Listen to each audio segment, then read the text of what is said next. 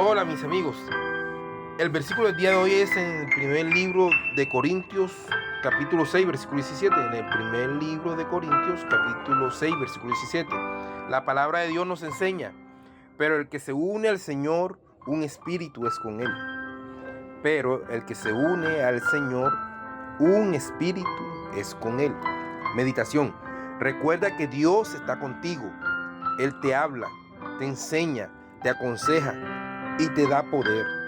Cuando enfrentes problemas, recuerda que Dios ya lo ha vencido.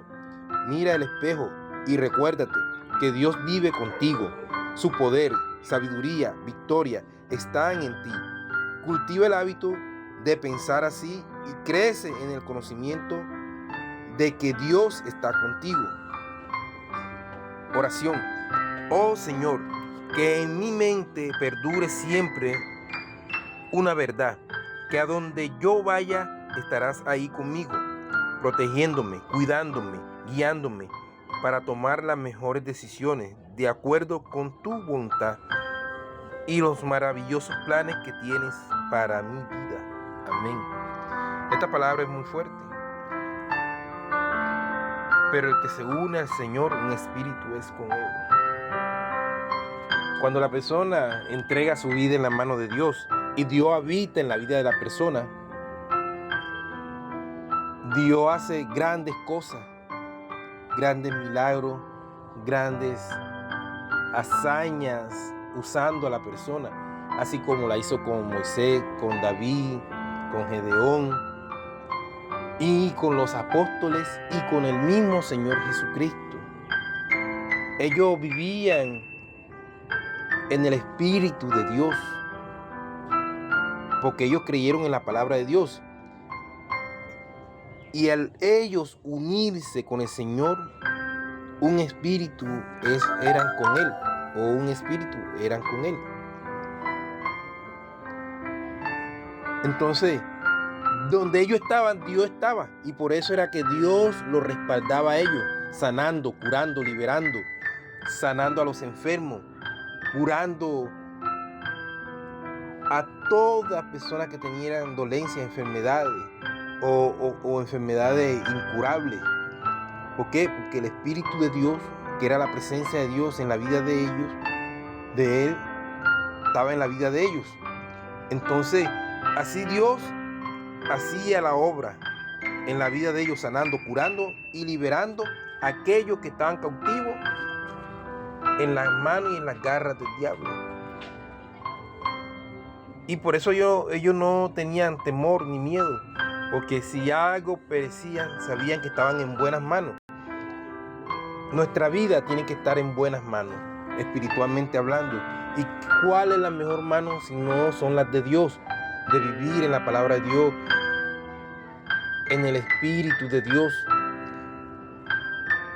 para que Dios se manifieste en la vida de cada uno de nosotros y haga su obra.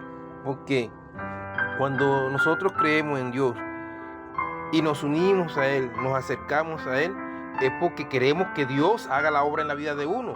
Entonces, ¿qué acontece? Que uno tiene que darse para Dios, para ser también usado por Dios, para ayudar a aquellas personas que no conocen a Dios. Y Dios haga la obra en la vida de ellos y ellos se salven, se sanen, se curen, se liberen y resuelvan muchos problemas que con sus fuerzas no pueden resolver. Solo Dios puede ayudar en la vida de cada uno de ellos. Entonces, acuérdense que nuestras vidas estén en buenas manos, porque yo he tenido ese testimonio que mi vida no estaba en buenas manos y lo que he sufrido porque estaba en malas manos espiritualmente. Y si no se usa la fe en Dios para liberarme de ese mal espiritual que está en mi vida, porque era una legión fuerte, porque me tenían con un yugo, una atadura, para que yo ni saliera a avanzar, ni hiciera nada, sino que siempre, con mucho que yo quisiera avanzar, quisiera tener buenos desempeños, quisiera tener buenas voluntades de nada, no pudiera. ¿Por qué? Porque ellos estaban trabajando, ¿era para qué? para trancar mi vida, para que mi vida fuera siempre un total fracaso, una total derrota. Digo, no, si con Cristo somos más que vencedores, porque Él venció en la cruz.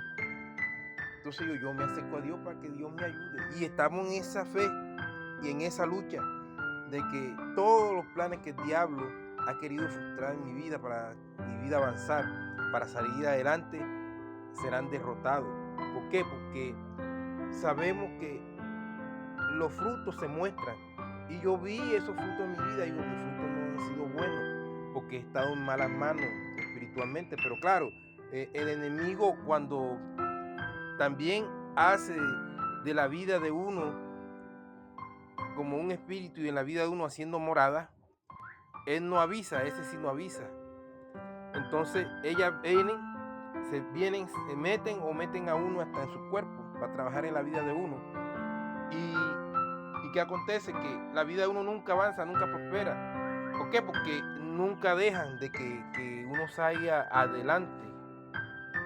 Y yo entendí de que yo necesitaba de Dios. Digo, Dios tiene esa promesa de liberación, de cura, de sanación, porque el mal está en mi vida y ya estaba trabajando para poner enfermedades, para que cuando se trataran de descubrir, ya fuera como demasiado tarde.